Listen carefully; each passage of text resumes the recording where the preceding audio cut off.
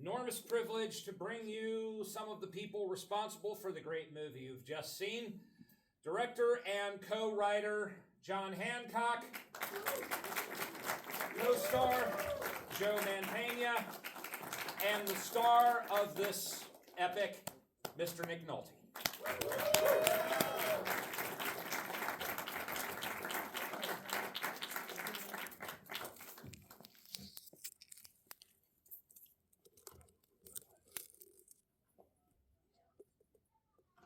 Does Nick need help? I'll get him.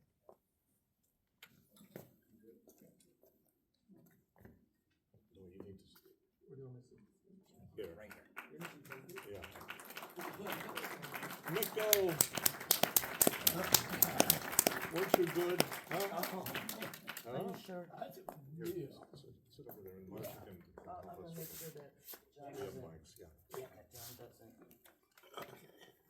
So, I want to lead off by talking about how you, John, have this great gift through your films about telling stories of insular groups and trying to be among them, whether it's the townspeople of Let's Scare Jessica to Death, who have all been concealing the fact that the hottest woman in town is a succubus, or the insular code of surfers in California Dreamin'. And you're especially good at telling stories of groups of people dealing with a secret, such as Bang the Drum Slowly, where gradually everybody on this close-knit ball team rallies around a colleague of theirs who has been handed a death sentence. And essentially, this movie begins with a similar kind of trajectory that our protagonist feels like this is all that's going to be and just tries to make the best of it. And when he is suddenly given a miraculous second chance, he is making the best of it on the outside, and everybody who has already made it out is going to do their damnedest to help him. And it's an uplifting message that provides an important lesson for people to realize that all these men that are doing time for the things they've done are still men and still have the potential for great beauty and care within them. Well, thank you so much. I wasn't conscious of that in my work, but Is this I'm on? I'm glad to accept it. I mean, I can see what you mean. Yes, thank you. So, tell us a little bit about the genesis of this story. I was running a theater in San Francisco, the Actors Workshop, and one of my responsibilities was to go into Quentin every 2 weeks and work with the drama group. And there was an inmate there named Rick Clucci who wrote a play, and we wrote letters and eventually got him out, and he married the drama critic in town and took his play on tour with an inmate cast and flopped in New York. He didn't cause a prison riot, but we had to take some liberties. Yeah. So these are people I knew. I also, I guess I identified with his plight a little bit. I mean, it's a combination of, it's about Rick Clucci, it's also about my wife and myself in Hollywood. You know, it's weird to say, but we felt trapped in the tyranny of grosses here. So. Now, and how long did it take between your initial concept for the idea to when you had it ready as a script to when it got made? I think about 8 years. Wow. Yeah, it took a long time. Now, did you finalize the script before or after you worked on Bang the Drum Slowly? Oh, it came much after that. Yeah. It was. I mean, Bang the Drum Slowly was in I think 73, and this is 87, so there was, yeah. But you had the script ready right after Bang the Drum Slowly No, was finished. no. Oh, okay. No, it took getting fired on Jaws 2 to make me want to do this. I thought, well, I'd better get back to the kind of thing I went into the business to do. And so we sat down and took a second mortgage on our house and wrote this, yeah. And This came out of distress. and now, Nick, how did this script come to you after he got it finished and started putting it among people? I tried to remember that on my way down to the screening. And I can't remember how I got it. We were working on a project for TriStar where you were going to play a food critic. Oh, okay. Yeah. Okay. I I came had down to talked to you. Charleston and we read it aloud together. Yeah, yeah. I know that helps, you know. I was quite amazed at how good this is. Weren't you fabulous? My God. General, it's really, Yeah, it's really light to see these guys. And the whole cast too. I mean, Joe. yeah. You know, it's just a real treat. A real treat. Yeah.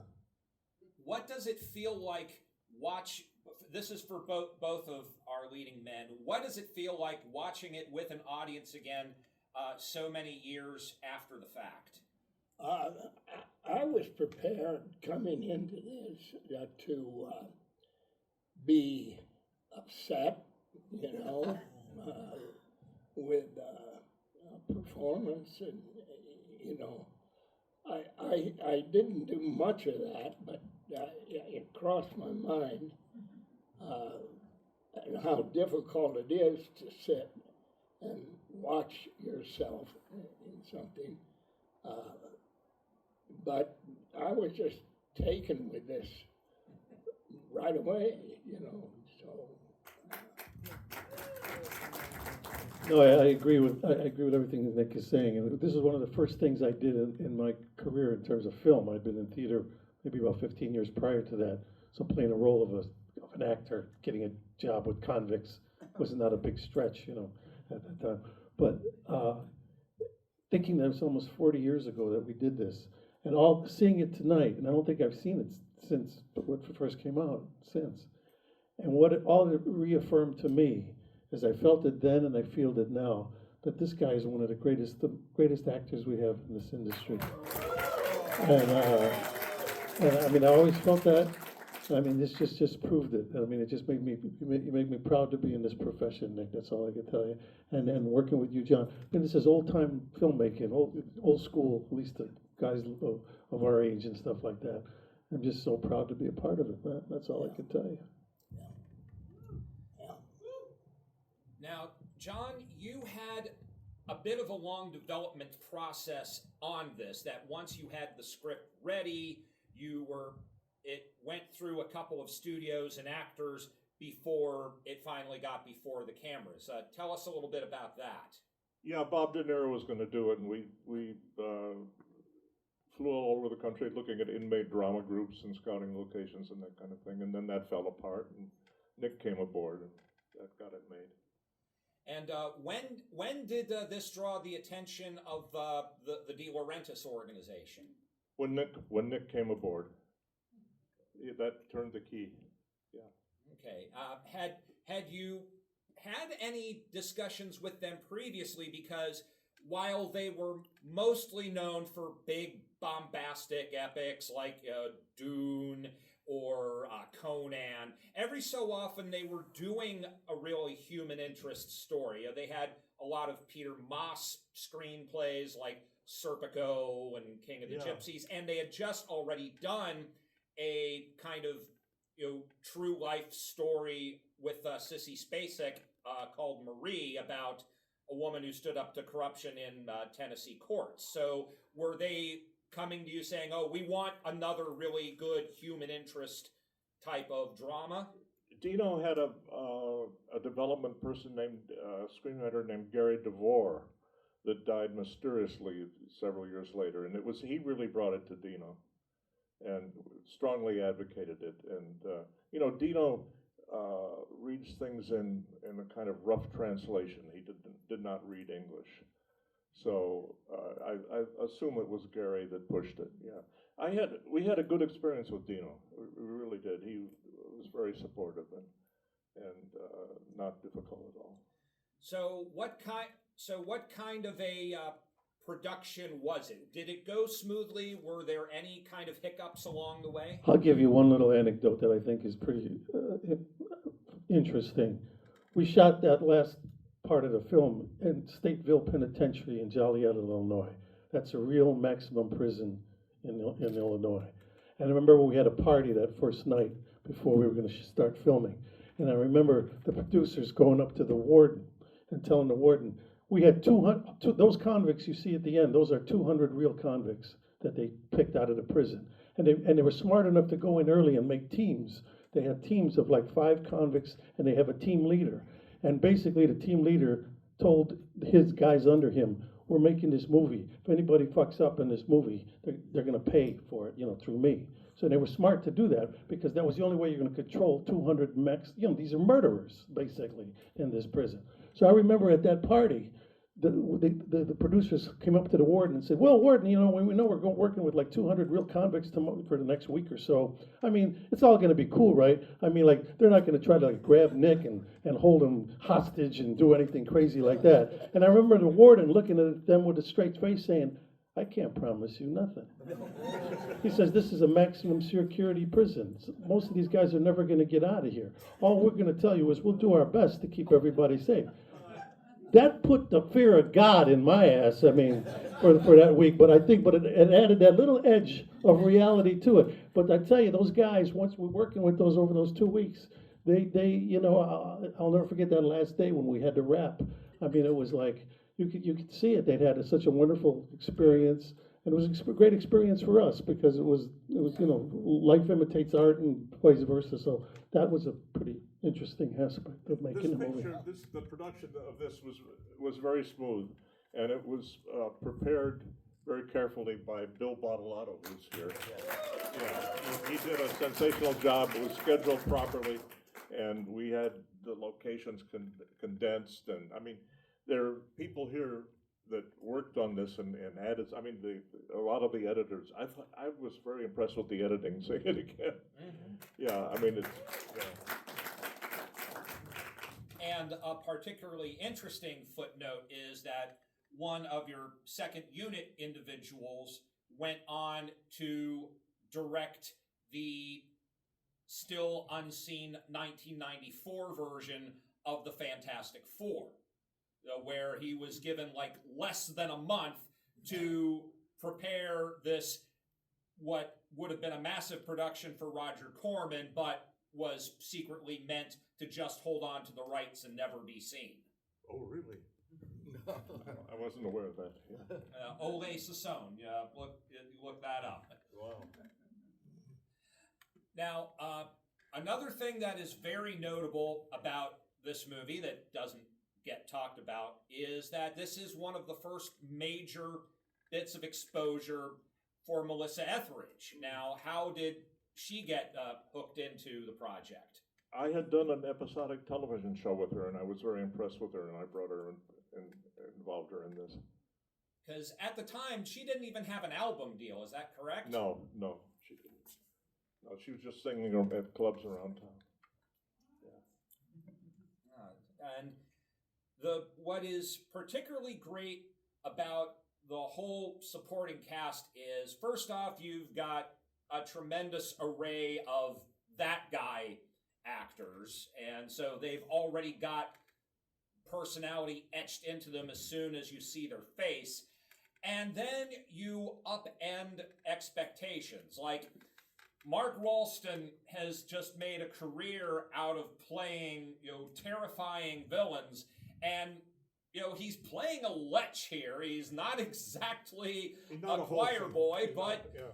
you're willing to cut him slack. It's just a wonderful thing that you get to see. You get to see William Forsythe, the eternal, bully boy brute, being vulnerable and sweet. And did you have those thought? Did you see that in those people when you cast them? Did you know that, okay, this hasn't been tapped and I can tap it? I would like to say yes. I don't know that I did, but Forsythe, when I was shooting it, I didn't realize how good he was. He was quite difficult on this, but I was so impressed with the result, and I've grown quite fond of his performance. Okay, so we need to talk about some of the unfortunate things that happened to this film once it was ready. So describe, as you recall, the lead up and the fallout from the release.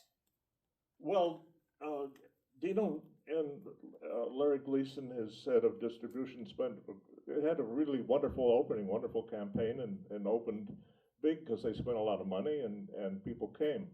But he was in the process of going belly up at that point. And so it faded rather quickly from theaters because he didn't have the money to continue to support it. And somehow they managed to decide that the negative had been lost. And part of his bankruptcy was it was sold to... It was sold to a French cosmetics company. It was sold to many people, and who then sold it on to others. So it's impossible to determine ownership now. And you helped, very much, and Dennis Doris helped, and it was eventually, over decades we looked for the negative, and finally you guys helped find it. And it was where it needed to be all along, which is at Technicolor, since they'd done the processing and the release prints. And why they felt they didn't have it originally, and why we were all told that the negative was lost, I don't understand. But well, to try and not go too wonky, but explain just how split up things were. The De Laurentiis Entertainment Group was derived from what had been the theatrical division of Embassy Pictures. That Coca-Cola, who owned Columbia, bought Embassy basically because they wanted the TV shows and operated them together for a while, and then split the arms of the company so that all they had were the TV rights to the movies. They sold the copyrights and the distribution arm to Dino De Laurentiis, and they sold the video division and rights to those movies to an up-and-coming company called Nelson Entertainment, which, ironically, produced your follow-up theatrical film, which was Prancer. right. And then Nelson went under, and then DEG went under, and then multiple owners came, and banks got involved, and rights and elements scattered to the four winds. That sounds right. So, what are the things that come into your mind having watched it again tonight in the interim from when you first did it that you would have done differently, or that you think you really nailed in the production? And this is for everybody. I'll give you one last other anecdote. Working with those convicts as we did over that last couple of weeks, on as you can imagine, at every lunch they would have to do a count. Everybody have to line up. Everybody, all the convicts, all the actors, make sure everybody's there to have lunch. On the very last day, very last day of shooting, we all said it's a wrap. The movie's over. Hey, everybody's screaming. Oh, we're hugging the convicts that we got to know and stuff like that. They did the count and they were one short. And then they did the count again. It was still one short. they did the count again. Basically, they said, okay, nobody's leaving because we lost the convict. And what had happened is this guy was a pretty smart guy. He was a maximum security prison, but the reason he was in a maximum security prison is because he had escaped from the last prison he was in, and he was more like an embezzler or something. So what he did is he was able to realize what it was like working on a movie set. So during the course of the weeks working on the movie, he got himself he stole a headset. He got like a clipboard, and then during lunch he had a big beard. He shaved his beard off, cut his hair, which of course you're never supposed to do without letting them know. And then I remember distinctly after lunch, this guy would walk around by our trailers with the clipboard and the headset on and go, "Yeah, I'm with the Bureau of Prisons. I'm just here." And he would walk around, and then we'd always have these vans running in and out to go outside because the lighting equipment was outside the walls, over the wall. And so one of the vans was going out. He jumps in and goes, "I'm on me ride with you guys." And he jumped in the van. And by now, of course, the guards knew everybody. And so our guys looked at this guy thinking, well, he's with the prison. And then the prison guys look at him and think, well, he's with the movie. So when they got to the gate, everybody, how you doing? Last day, great. And this guy's there with the headset on and out. He's gone. He's gone. And I remember thinking, finally, they of course had to let us go. And then I remembered asking the warden or one of the guys. I said, "Well, aren't you? What do you think? I mean, this is crazy. He's escaped." He goes, "Look, we got him once. We'll get him again. The guy's not, he's not a dangerous criminal. He's a very good escape artist."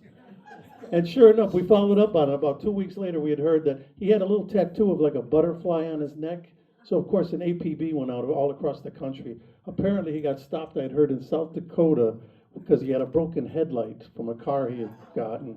The cop stopped him for the broken headlight, went up to the car, and noticed this guy had a bandage on his neck and said, "Excuse me, sir, would you mind peeling up the bandage?" And needless to say, he got another 5 years tacked on, and that was that. But that's one of the kind of interesting things I'll always remember of making weeds.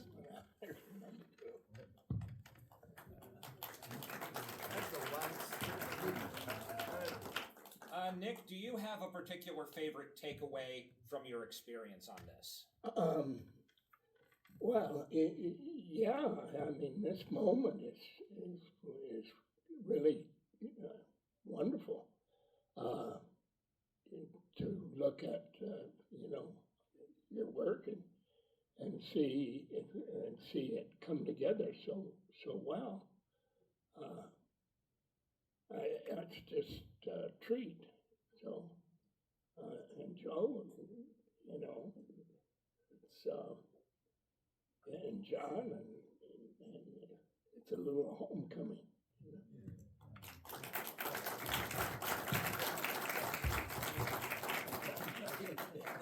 I want to also give a significant amount of love to a frequent collaborator of yours, Orville Stober, Yes. who was here? Wonderfully, Yeah. who collaborated on a lot of the music and previously for Bang the Drum Slowly. Yeah, we worked together since '69. And how did that relationship begin? We did an off-Broadway play together. Yeah, and then he did the score for Jessica and worked on Bang the Drum Slowly, and I mean he's done half or more of the things that I've done. Because even though he doesn't actually show up on screen until the band is brought together for the play, his influence is all over this. Because when I watched this for the first time, I was waiting for all of the convicts to break out into "Look Before You Leap" from Bang, because that's such a great, happy moment in that film. And well, he's in the background of a lot of shots. He's there. Look at it again. Yeah. and one last thought I'd like to bring out and have people talk about is that one of the crucial conflicts of the story is the revelation that the play's been plagiarized and now it needs to be readjusted. And I don't know if this was intentional or not, but I think it is a great kind of description of how when we start out as artists, we're initially copying all of the people that have affected us and meant something, and then we have to figure out how to take that and make it ours and turn it into something else. That a more modern example that immediately came to mind when I was watching this for the first time is Michel Gondry's Be Kind, Rewind, which is literally about a group of people trying to reenact their favorite movies and using that to find their own kind of storytelling and taking it to another level. And I'm curious if there was that kind of mindset there when you first came up with the screenplay. Yeah, I mean, to me, plagiarism is very, very common and somewhat interesting. And I've, as a kind of born plagiarist myself, I've always been interested in it.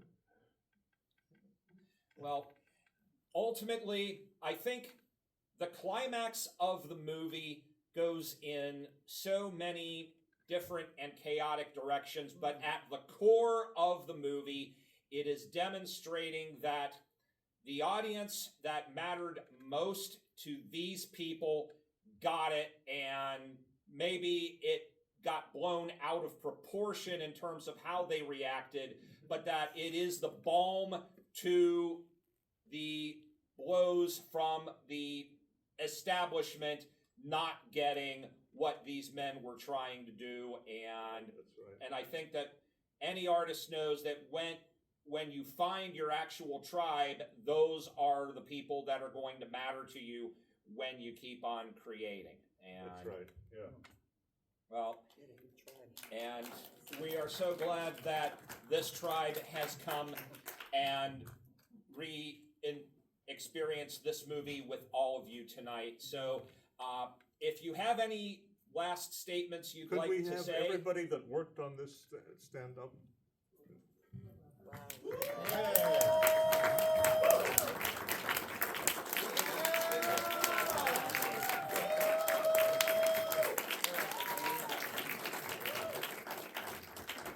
Great, thank you.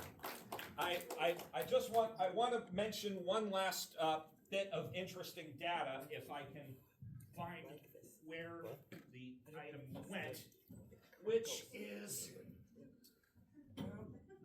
okay, somebody made off with it. I want to bring up the fact that Weeds is now available on Blu-ray after being out of circulation for the longest time, and so you can order it directly from MVD or wherever you get Blu-rays. But it's a curious detail that you saw the one sheet out there. There are two of them. One of them has Nick standing in front of the prison cells. The other one has him in a more beautiful aspect with a nice white coat. But the original poster has him gripping a cell, which has been removed from the cover. So maybe there were people at DEG who felt that the world was not ready for a hero and a poet from behind bars, but you have proven that that was not correct. So thank you all for coming here tonight. Thanks to all of you for speaking to us about your experience on this terrific film. Please go out, get it. It is also available to stream on the Night Flight streaming site, so thanks to Stuart Shapiro for getting behind the film and bringing it to us this evening.